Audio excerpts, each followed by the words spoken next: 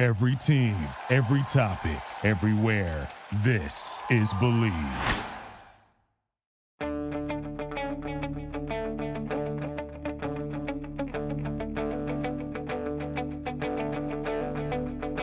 Ich warte seit Wochen auf diesen Tag und tanz vor Freude über den Asphalt.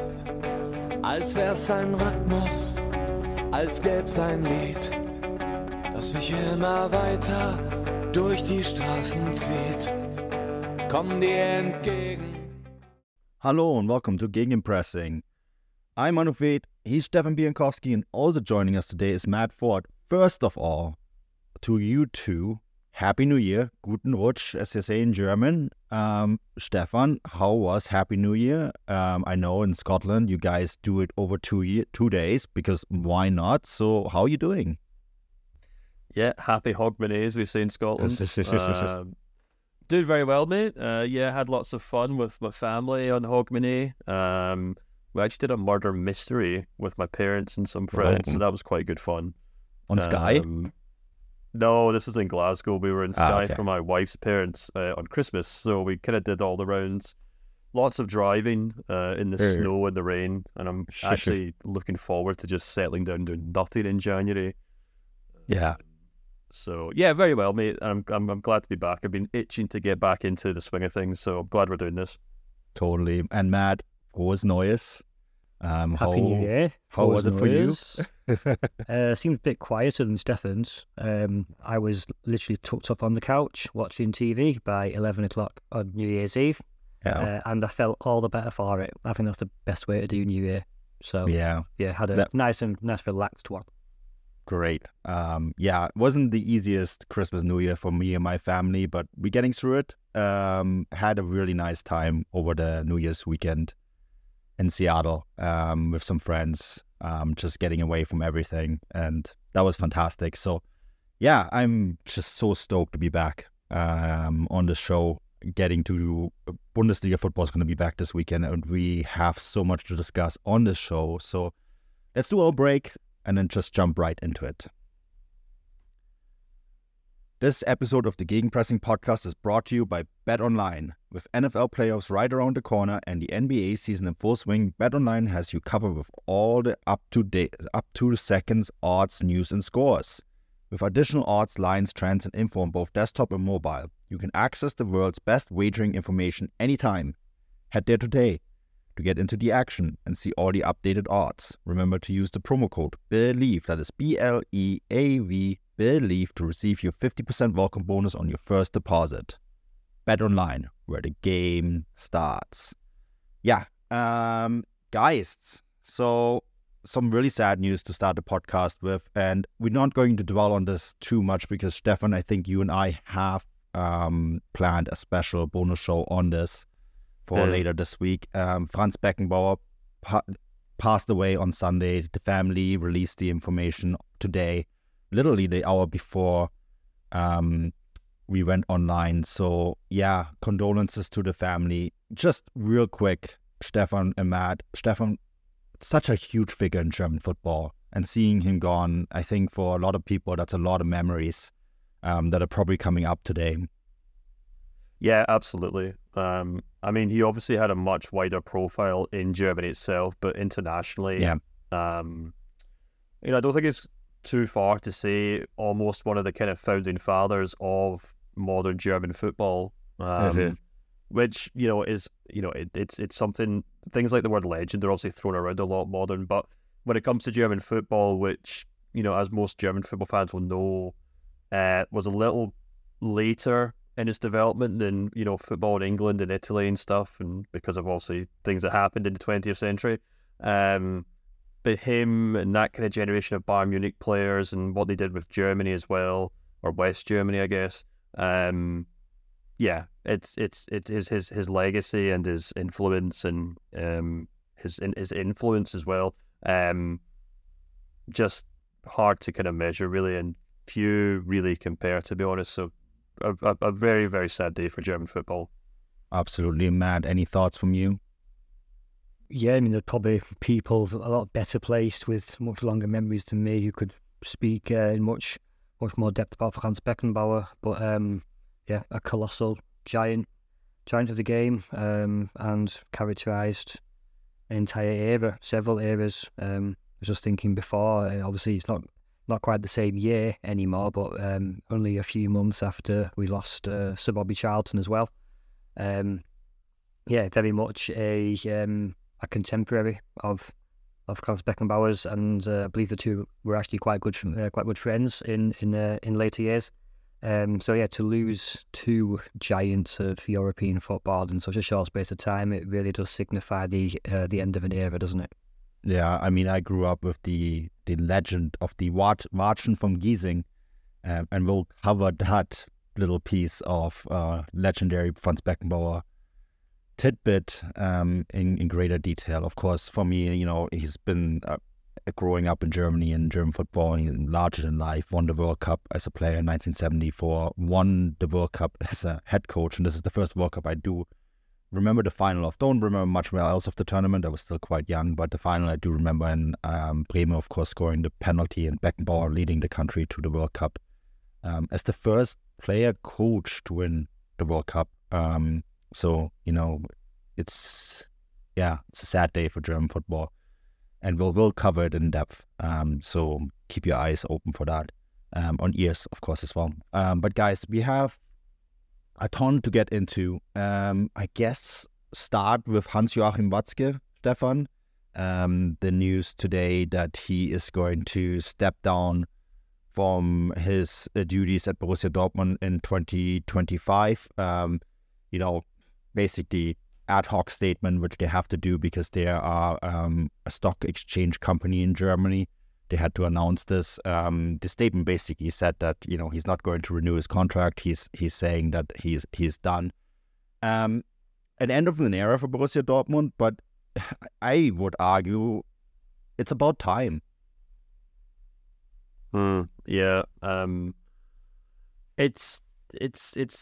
you're right. It was quite surprising, and possibly a surprise for a lot of people at Dortmund too. I was speaking to someone this afternoon about who the kind of person is that's lined up to replace him, because that's obviously something that hasn't been confirmed, or even speculation seems to be few and far between at the moment. And speaking to someone who kind of knows the inner workings of the club, and they were telling me that the reason perhaps that he's given himself such a long, shall we say, kind of swan song, is because none of that has even been discussed yet. Nothing's planned, nothing's in line. There is no successor in place as of yet. So, in a sense, it was kind of out of the blue, and it also is fascinating when you kind of contextualize it within what's going on at Dortmund right now, the upheaval at the club, the real kind of just sheer amount of reaction they've had to do to what that first half of the season. Whether it be the head coaches have come in, and Nuri Sahin and Bender as well, whether it's the players they're trying to sign, who we'll obviously go on to talk about later on the show. And now the board itself seems to be getting a rejig. So it seems like from top to bottom, there's a lot going on at Dortmund. And Watzke's going to leave a very interesting legacy. The thing that keeps coming to mind, and this obviously shows my age, I guess, in the sense that, and the kind of internet culture that I grew up in, but it reminds me of that line from the Dark Knight, you either die a hero or live long enough to become the villain. And I think there's a degree of that with Watzke, in the sense that, what he did for Dortmund, in terms of getting them through very difficult kind of financial struggles, in more times, in two senses, in the sense, obviously the first time, but also during COVID as well, which is what kind of led to him extending his role. Because I think there was the general consensus that he was planning on kind of packing it in before that, but stuck around to steady the ship through those kind of very troubled waters. But he now kind of steps down with a lot of frustration, I think, from fans. I mean, I think, once he does move on, the kind of that frustration will kind of melt away, and people will look back with rose-tinted glasses at the successes the club had when he was in charge, and they were a lot of successes, but I think it's probably fair to say that maybe he kind of extended that beyond when he should have. But anyway, I'll shut up and let somebody else talk. Yeah, I think you're quite right. I think you point out something very important here, that when I said it's about time, I don't mean because he hasn't done in generally a good job, because I think he really did. I mean, he steered Dortmund through diverse crises, saved the club from financial ruin, right? And then turned him into a club that, for a time at least, really challenged Bayern Munich. I think what happened after is where a lot of discontent has come, where they just never really seem to fulfill their potential completely. And this notion of not maybe bringing in the sort of change needed to compete in modern football, this idea of always, being a seller's club, I think there needs to be a development step that comes beyond that. And Matt, I'm really surprised Carsten Kramer's name isn't mentioned as an automatic successor. We've seen at Bayern Munich how difficult a successorship can be, and obviously Uli Hoeneß is more or less back. But this is going to be quite a difficult transition, right? Yeah, but as Stefan said, that's why they've given themselves a good 18 months, or so best part of 18 months now to sort all this out. The announcement, in the great scheme of things, didn't come as big a surprise to me as it perhaps, I don't know, maybe did to Stefan, or at least the way you were talking about it.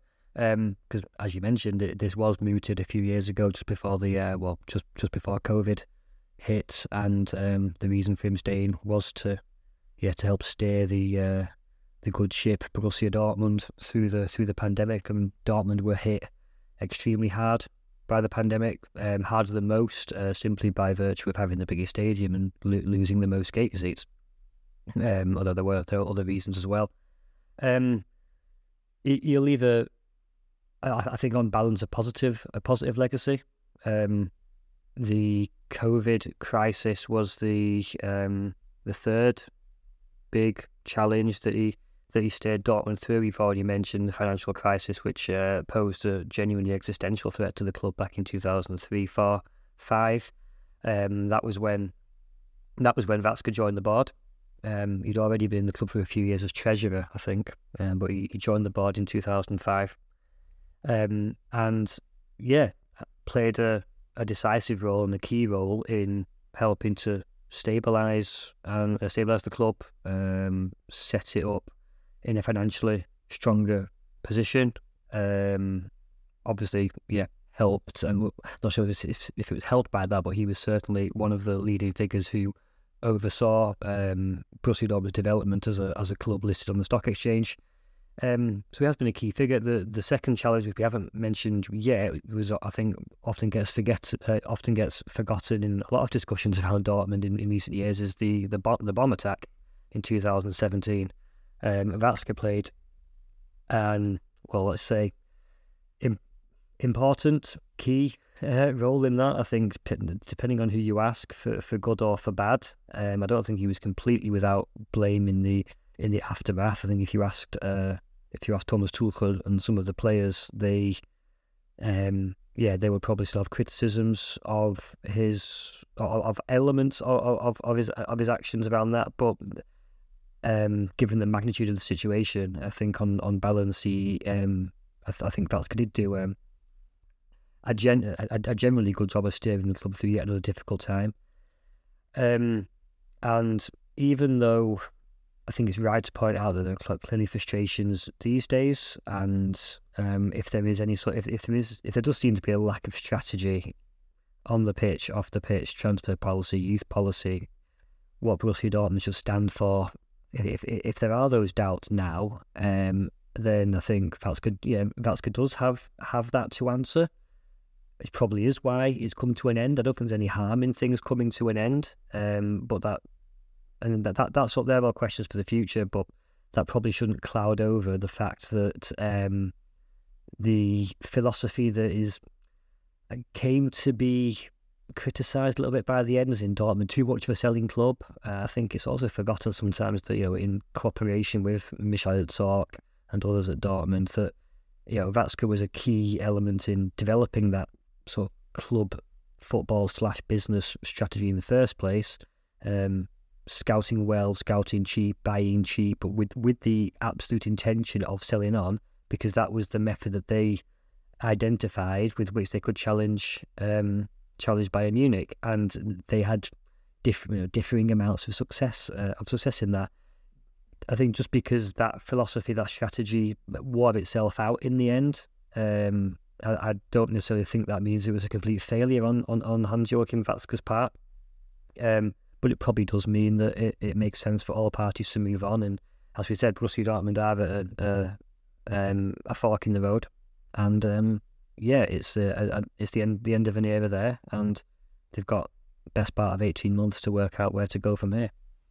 I think just to jump in there, Manu, very briefly before we maybe move on, just to kind of hammer home that point that Matt was saying there, that if you do, because it is, you go in the forums and stuff, and it is, you see a lot of kind of Dortmund fans frustrated with Watzke and the way the club's behaved, and God knows we've done it as well on this show, and we've talked about Watzke maybe having to move on a number of times, but you have to take that with, you have to balance that out with what he accomplished at the club, and just thinking about it, I think you could make a strong argument he's arguably one of the most important people that Dortmund have ever had as a single individual, because how important he was to, we're talking about a club here that went from the verge of bankruptcy to, back-to-back Bundesliga titles in the space of 10 years. And, of course, Dortmund would have probably stumbled on somehow without him, but we would have been talking about another Kaiserslautern or something. I genuinely believe that, in the sense that they would have been relegated and it would have been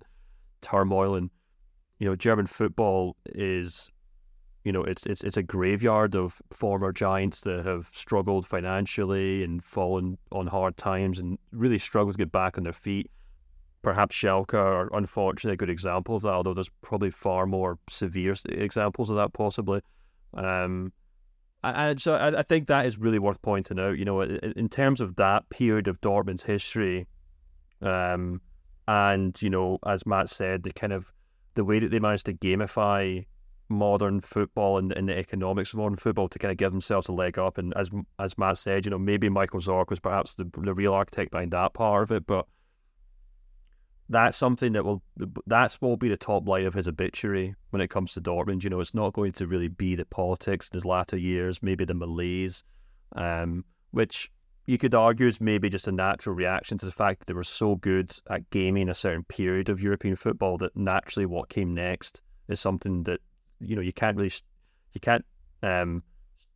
lightning doesn't strike twice, shall we say. It's that kind of aspect that, and that's why people like ourselves who watch Dortmund week to week, year in, year in, and Dortmund fans themselves would say have grown frustrated in recent years, because they knew how well it worked in the past and why it's not working now. And maybe Dortmund took too long to realise that themselves.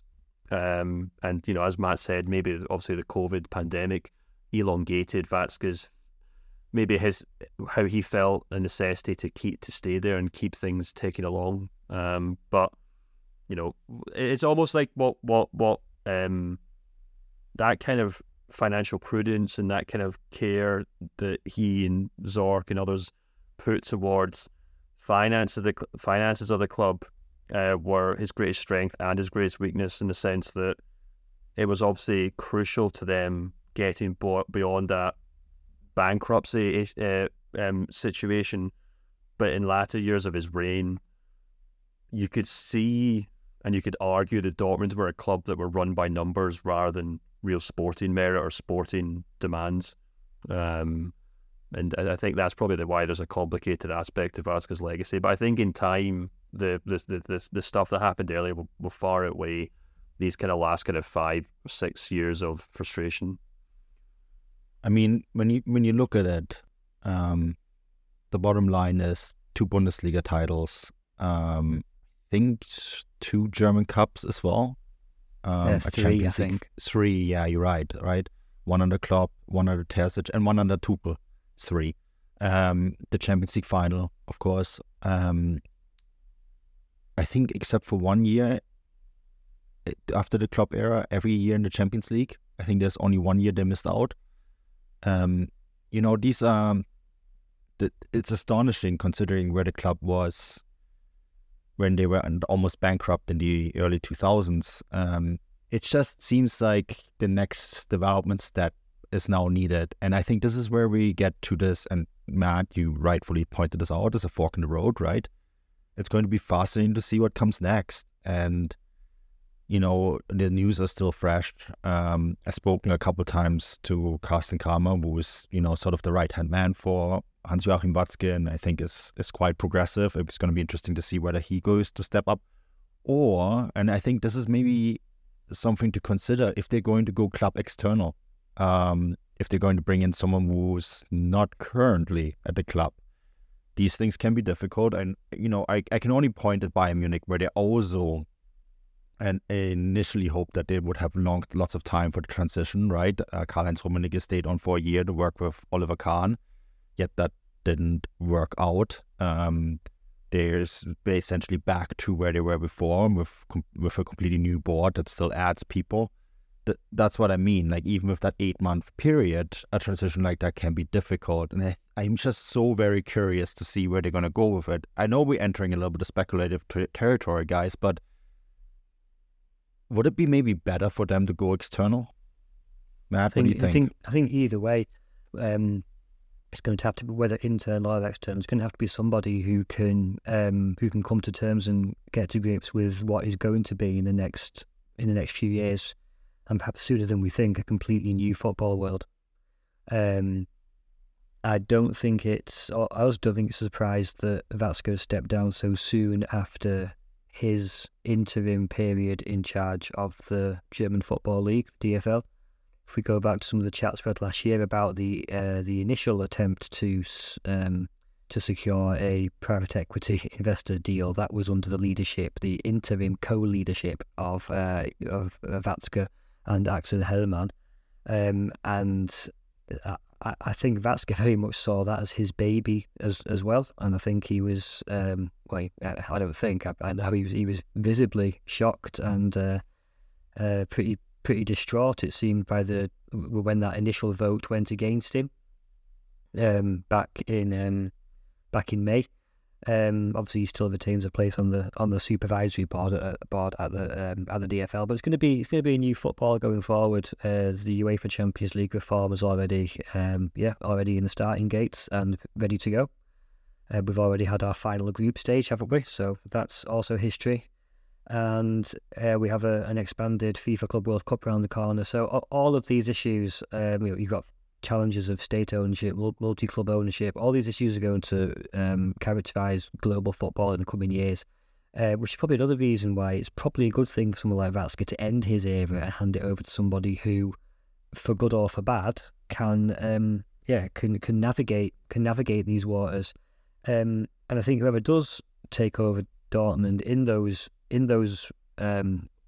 waters, I think he'll or she will take over a club which is well set up to do so. For years in Dortmund, they've been talking about finding this famous balance between Beijing and Borsigplatz. So Borsigplatz being the square in just north of Dortmund city centre where the club were founded, where they go around the roundabout celebrating titles, even if Dortmund fans could remember long enough back to remember celebrating Bundesliga titles. But yeah, that's the old traditional Borussia Dortmund and Beijing, I suppose used as just as a symbol of general global support and global interest in the club. So Dortmund are no stranger to that. So they're not the worst placed club in the world to deal with this new world, but they're going to be the key challenges for whoever follows Watzke. It's a top 10 European club. I mean, you have to say that, right? At least top 10, top 20. Stefan, lots of people would like that job, I would assume. Yeah, they would. As Matt said, there's a kind of new stage of European football coming along. They may be a top 10 European club, but unfortunately the future European football may suggest that means they're actually the 30th or 40th richest club in Europe after 20 or 30 English teams, as the way things seem to be going. And that's always kind of been Dortmund's struggle in the modern era is much like Bayern or Leverkusen or, Real Madrid or Inter Milan, PSG, or maybe not PSG, but, Marseille. All these clubs are kind of dealing with the kind of changing current of European football and the money that English football kind of sucks in. So, and hey, look, Dortmund more than anyone else have benefited from that over the last kind of 5 or 10 years, and the way that they've sold players and the way that they've made money from players. And, we're about to talk about one who they made an absolute fortune off and are now getting back for free more or less than 2 years later or 3 years later. So, that's a perfect example of how Dortmund have managed to kind of navigate that previous era. But they do need someone who can think a little outside the box and going forwards, and someone who, I keep coming back to this, but isn't just going to be beholden to the spreadsheets at the end of the financial year every year and pat themselves on the back if those look better than the league table come May. That I think Dortmund fans are perhaps a little sick of the spreadsheet coming before the league table, if you will. Of course, there has to be financial prudence. Of course, the club's future has to be goes beyond doubt. But I think they do need someone who kind of thinks outside the box from a sporting point of view, because the club's kind of transfer policy over the last kind of couple of years has been more and more hoping to kind of hit a home run with these kind of young players that they kind of hoover up from France and England, and then just kind of filling in the rest of the squad with bog standard Bundesliga players and asking an average head coach to make it work. And, and that's the sad thing when we talked about, I remember when Erling Haaland left the club, I wrote a piece saying that he scored a bazillion goals for Dortmund, but if you actually look at the club's progress, either in the league or in Champions League, it didn't move the needle at all. And Jude Bellingham came very close to winning a Bundesliga title, but aside from that, it was the same sort of thing. So that's the kind of frustration I think people have with Dortmund from a sporting point of view, whereas maybe on a business level, they've ticked along just fine. And I think they need someone after Watzke who can kind of flip that and make them a success on a sporting level, whereas maybe in a financial level they go back to being a very kind of normal bog standard club. Yeah, I think sporting wise, Stefan makes a good point. It probably is the last few 4 or 5 or maybe 4 or 5 years under Watzke. I think you can express genuine sporting criticisms of Dortmund, and like I said, it's because that initial philosophy, business plan that they had did tend to peter out, and they wanted to take the next step. They identified, in my opinion, incorrectly, that next step was to supplement the young talents they had coming through with proven Bundesliga talent. Hence why they've ended up with the likes of Marcel Sabitzer, Niklas Füllkrug, Emre Can, Ben Paini, etc. All leading the line, and that was the decision they made. I think that was an incorrect one. I think it's probably showing this season it's not the way to go. So you need someone to think outside the box. That's where I think someone external probably then would be my choice. Some of the coaching choices in recent years have also been questionable. You would have thought on paper that Marco Rose would have been a really good fit for Dortmund, but obviously didn't work out after a very, very short time. Thomas Tuchel, there were obviously extenuating mitigating circumstances surrounding the bus attack, and Tuchel as a personality himself who clashed with Watzke, obviously a powerful personality. Where would Dortmund be if Tuchel had never clashed with Watzke? I mean, I think it's a massive. I think it's an if we've discussed before, but it's, the clash with Watzke was itself inextricably linked to the bus attack. So it's difficult to really take one without the other. Although, Watzke was such a dominant alpha male figure at Borussia Dortmund, would probably also always struggle with that sort of powerful coaching character.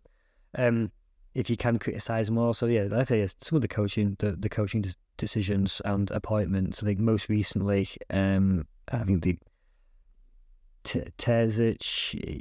We've discussed it loads of times, haven't we? And we'll probably lots more. We probably will lots more. He's not proven yet that he has the pedigree to take Borussia Dortmund to the next level, and I mean, I'll happily be proven wrong, I suppose, but I fail to see how the decision to bring in or to bring back bring in Sven Bender and Nuri Sahin by Terzic's side will really help that. Might be proven wrong. And to an extent, the same applies to Sebastian Kehl as sporting director. I think he's a good operator to deal with. He may have a bright future as a functionary and as an executive ahead of him. I think he is an intelligent operator. But his transfer operations and squad building haven't been up to scratch so far. There's no other way to put that. Yeah, but okay, I'm going to defend Sebastian Kehl here, Matt, because I know that he wanted to do things a little different and he wasn't allowed to.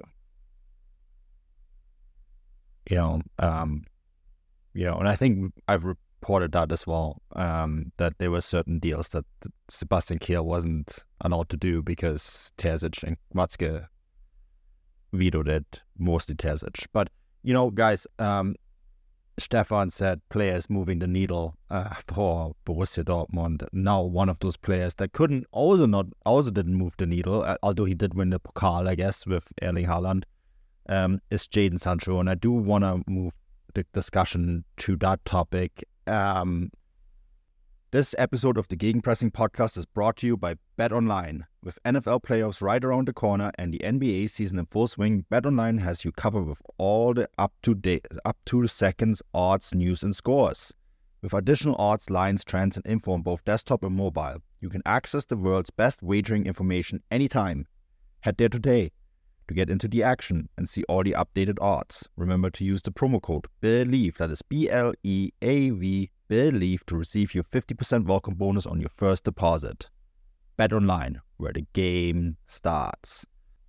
By the time of recording, Man United and Borussia Dortmund still hushing out the finer details of the deal. The only thing that seems to hold us up, and I'm coming to you here first, Matt, because I personally think this is hilarious, but Manchester United wants to make the deal look good for them publicly.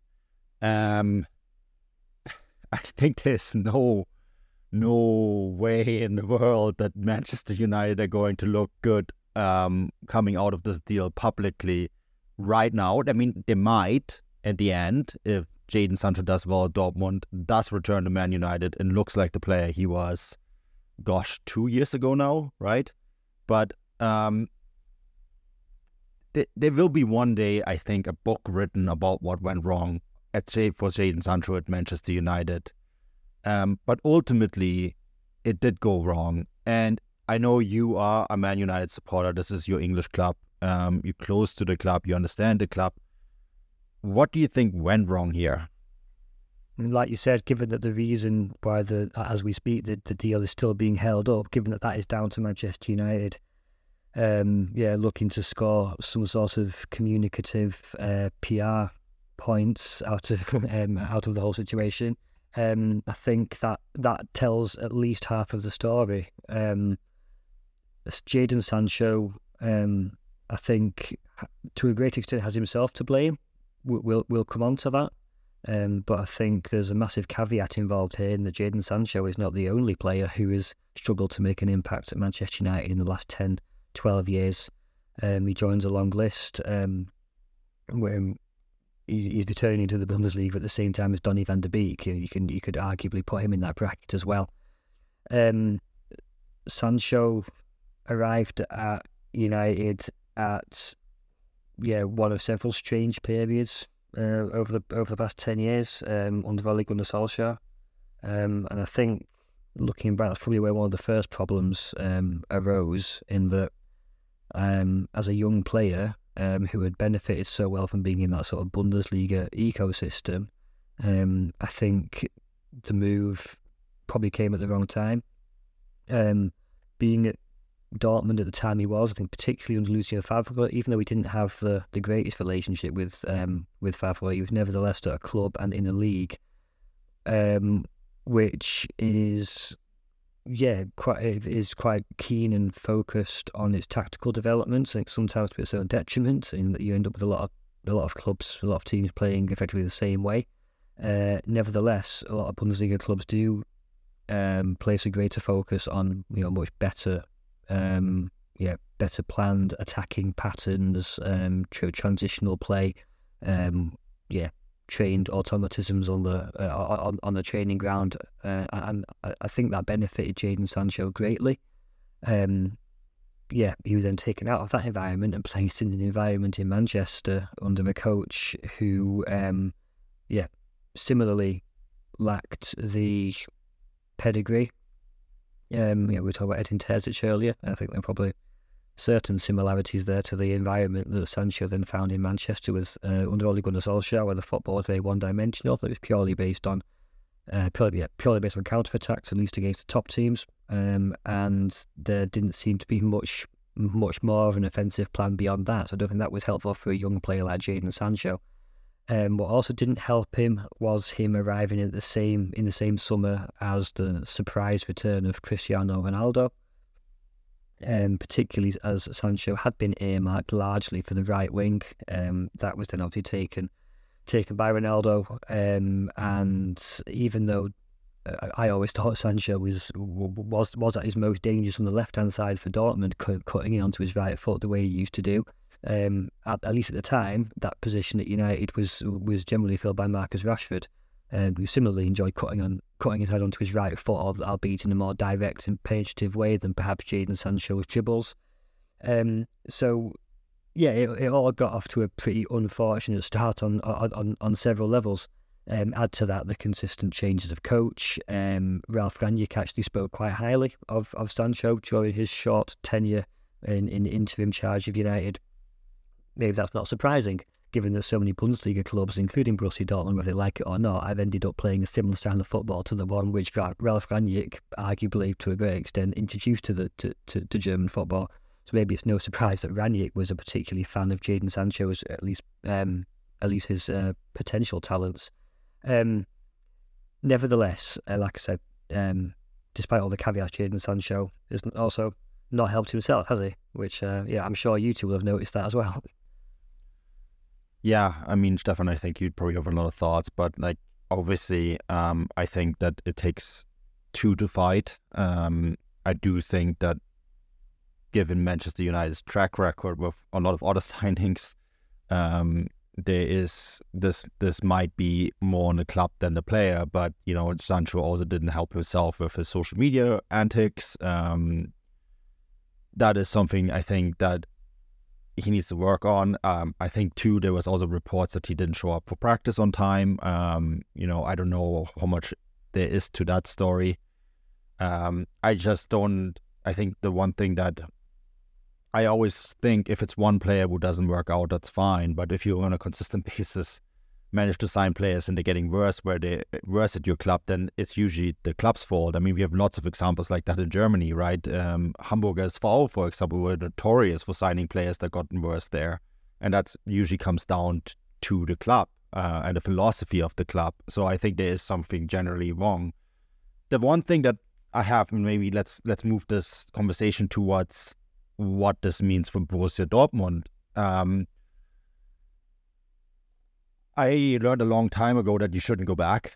What's done is done. And I worry about players coming back, and Dortmund have done this many times, whether it's Shinji Kagawa, Nuri Sahin, just to mention two, right? That did come back, and it wasn't the same as it was before, simply because the clubs change and teams change, and the environment at the team, within the team, changes as well. And I also think that this on a short-term loan deal is something that I am not sure there's enough time to fix Jadon Sancho from here to June. Obviously, if this deal includes some sort of, open door to negotiate a transfer, and it seems that's the case. There is no option to buy. At least that's what the latest is on this. Maybe this will also change, but at the moment it doesn't seem to be an option to buy. So Dortmund have no control over the asset, which I think is always something that you don't want, because if you only have this player for 6 months and then it's gone again, and this is, in my opinion, fixing Jadon Sancho is not a short-term project. It's a medium or even long-term project.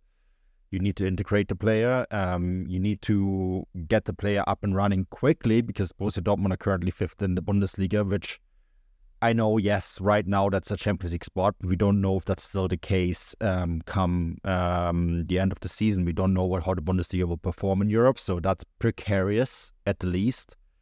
And so I just think that bringing back a player without having control over him is a very, very risky thing to do. And even if Jadon Sancho hits the ground running and scores lots of goals and assists, then he's also gone again, because Man United will say, oh, okay, great, thanks, you fixed him. We're going to put him back in our squad, or we're just going to sell him for lots of money to another club. So, Stefan, these are the issues I have with this deal, and I think that's probably some of your thoughts overlap with this. Yeah, it's an interesting move. I mean, I completely agree with you in the sense that I'm a little baffled as to what Dortmund get out of this in the long run. If, they can't agree some sort of deal for a long-term move. And I mean, look, we have to bear in mind as well the fact that Sancho is on so much money at Manchester United that, there's every chance that Man United would be happy to sell him. And, I mean, as Matt would probably be able to tell us, there's been quite a lot of reports in England since, Eunice, I never pronounce the name properly. I don't know why. Eunice, is it Eunice or Eunice? Ineos, yeah, I don't know why. It's pronounced like some Greek warrior or something. So a lot of reports that they are even willing to go to such an extent that they'd be willing to kind of, almost just kind of write off players' contracts and just let them leave for good. If it meant they got, bad attitudes or players who aren't really willing to kind of all fight for the cause. If they could get those players out of the dressing room, then they'd be willing to kind of take a short-term hit on that financially. So you can understand the situation where maybe Man United would be more than willing to discuss the prospect of selling Sancho, but Dortmund simply can't afford him, either in terms of a transfer fee or wages. So, I mean, we don't really know the finer details there as to whether it's Man United not being willing to sell him or Dortmund just accepting that they would never be able to afford him in the first place. Because I know, for example, they're also chasing Ian Maatsen, the left back at Chelsea, and I think in that regard there is an obligation to buy, or at least an offer, or a clause there, because obviously Chelsea are trying to move players on, and Dortmund probably see a young player that they can probably turn around. But that doesn't really help. I mean, that's the why as to why there might not be a kind of a sell-on fee, but it doesn't really explain the how. And in that regard, I mean, the fact that, as you said, maybe he does turn things around to Dortmund, which is still a big if, because, we can talk about that in a minute, but I don't exactly think there's a red carpet rolled out for him to walk straight into Eden Terzic's first team. Maybe there is, but it's not really what I think is the case. And even if he can do that, and even if he can kind of get his form back on track, there's every chance that Man United will have a new head coach next season. And this new head coach may have every intention of bringing Jadon Sancho back into the fold at Man United. So it's a short-term solution to a problem, and I'm not entirely sure it is a proper solution to it, to be perfectly honest with you, because it's a huge if to see Sancho after 2 years of really plateauing at Man United and more or less not even training properly, not playing properly. We don't know what his fitness levels are like as he approaches this move to Dortmund. So it's a huge if as to whether he can even hit the ground running and begin to look like even half the player he was before he left for Manchester United. But all of that would have been willing to stomach if there was some sort of long-term plan for him to return to the club, and be a long-term solution there. But I think any of the doubts and the ifs that are being mentioned, I think they're only problems if there is any assumption that there is any long-term plan at all. And given that I don't think there is, I don't see it as a problem at all. I don't think anybody at Borussia Dortmund thinks they can fix Jadon Sancho. I don't even think that's the aim. I don't think anyone at Borussia Dortmund has any intention of signing Jadon Sancho long-term. They simply can't afford him. And Sancho... So why bring him back at all? Well, because he's got nowhere else to go, and secondly, he's effectively there on a free. They're paying, was it €3 million as a loan fee, and Manchester United are continuing to pay the lion's share of his wages. Dortmund are desperate for anything to enliven their attacking play, given that start to the season. Whether Jadon Sancho can do that or not, I don't know. It remains to be seen. It probably is quite unlikely, given that he's not trained. He's not even trained with the first team. He's not even trained with the under-21s in recent months. But Borussia Dortmund aren't losing anything. He's not a long-term solution. We discussed before what the long-term is for Borussia Dortmund. That's still very much in the stars. They have bigger issues to sort out long-term than Jadon Sancho, and that revolves around Watzke, around Terzic, around Kale. I think it's a no-lose situation for Dortmund for 6 months.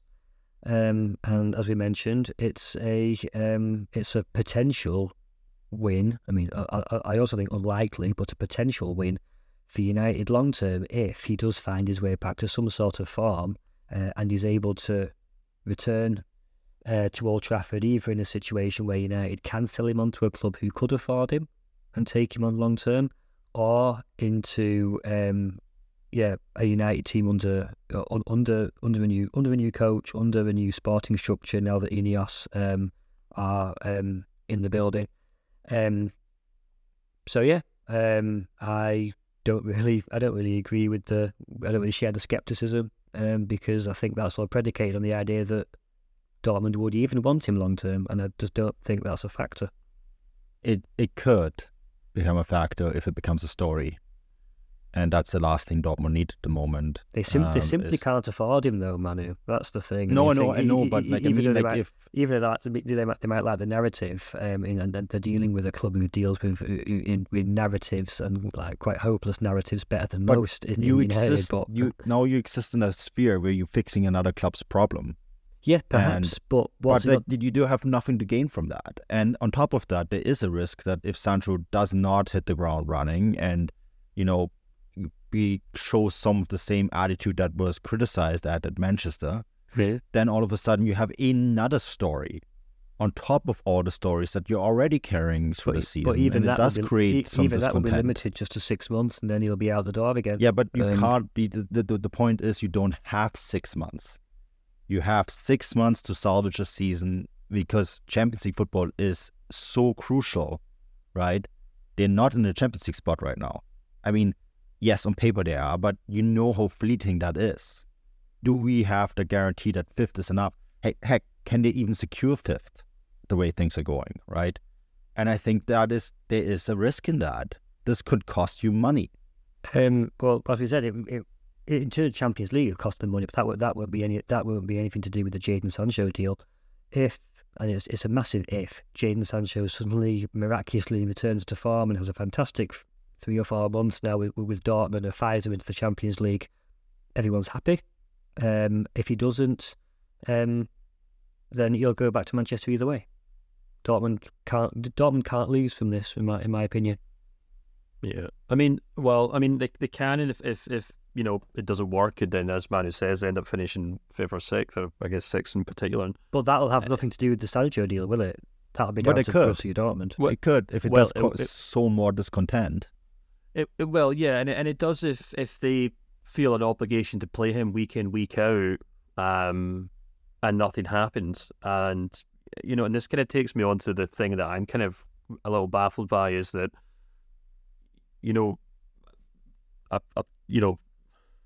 Matt mentioned a moment ago about why things didn't work out for Man United, and he touched on the fact that they already have a number of players in that position when he joined the club. Marcus Rashford's the most obvious one, but God, they had a whole backlog of players there when he joined.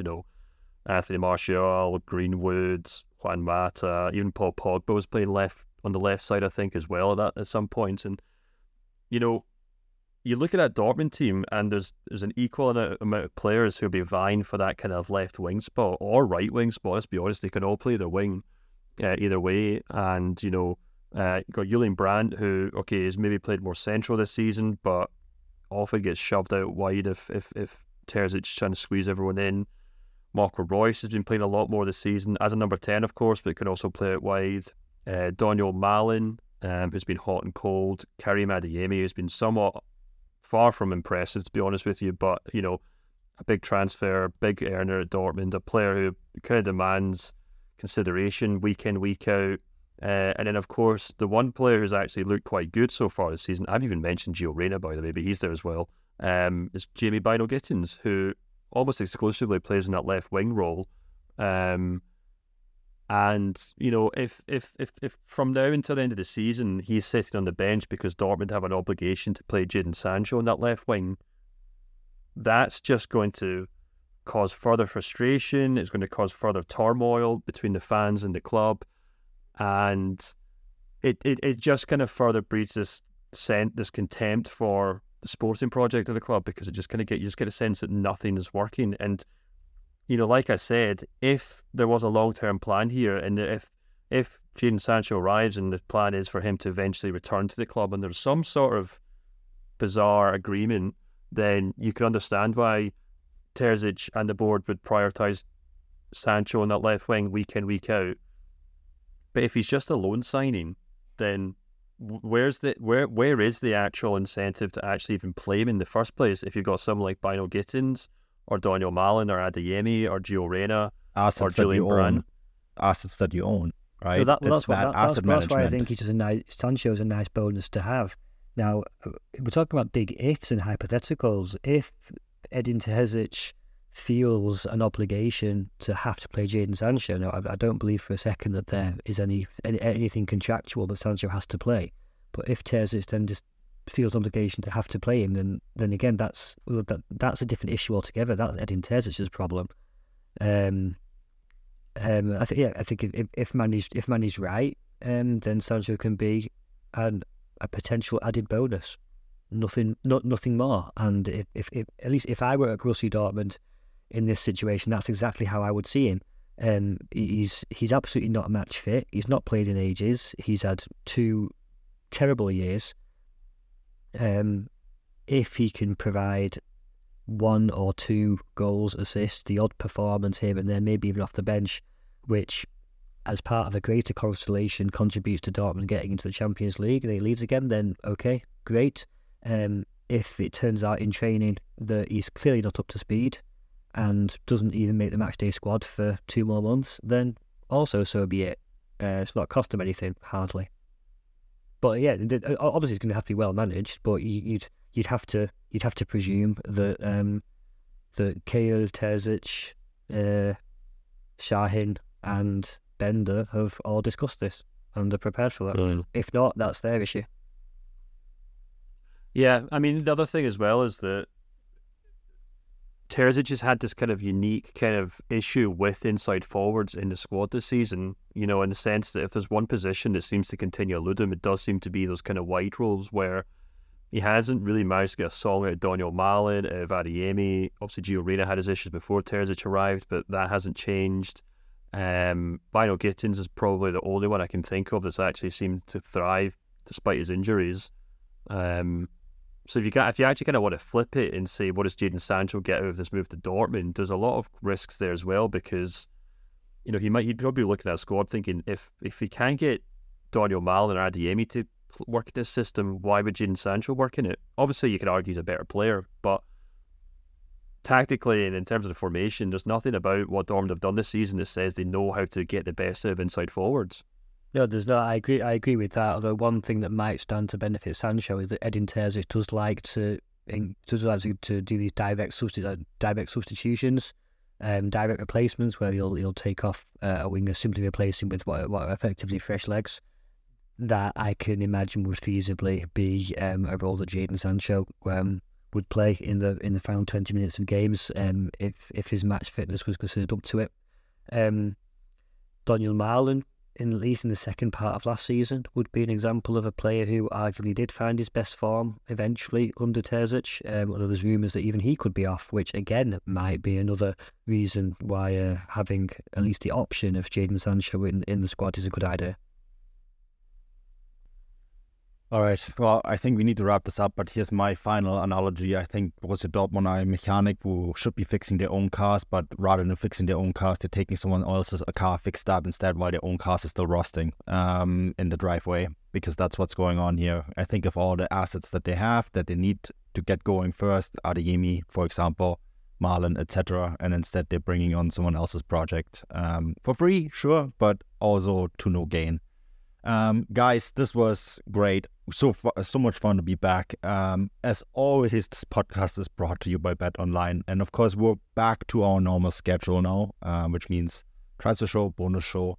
Stefan, you're writing something, I think, on Borussia Dortmund. I am not sure yet what I'm going to write on this week, but I will be writing on something this week. And so you can expect those on the Gegenpressing Substack as well. Any final thoughts before we wrap this up, guys? Nope, just again, Happy New Year to everyone, and let's hope 2024 is a good one for German football. Yeah, obviously. Matt, any final thoughts? Yeah, I echo that. Bundesliga's back next week. I hope I'll be in Darmstadt for Dortmund's first game. And then we go again, don't we? We'll go again. Happy New Year, everyone, and enjoy the football. Until next time, auf Wiedersehen.